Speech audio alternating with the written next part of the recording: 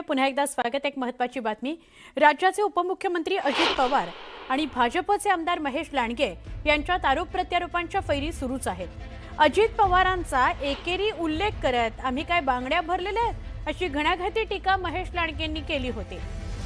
याच टीकेचा समाचार अजित पवारांनी घेतला।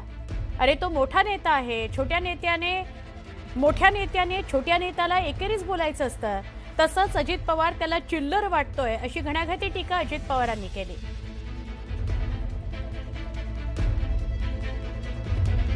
महाराष्ट्राला माहिती, मी जर कुणाचं ठरवलं तर त्याचा कार्यक्रमच करतो। अरे तू कार्यक्रम करतो तर आम्ही काय बांगड्या घातलं?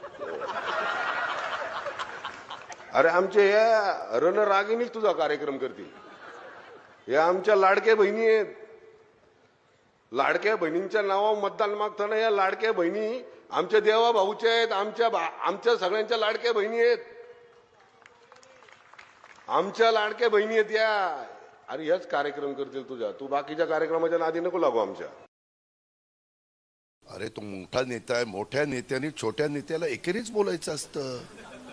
तुला माहिती नाही, आपण आपल्या मुलांना किंवा खालच्या गडी माणसाला अहो या बसा पाणी आणून देता का हो, असं नाही, हे पाणी आणून दे।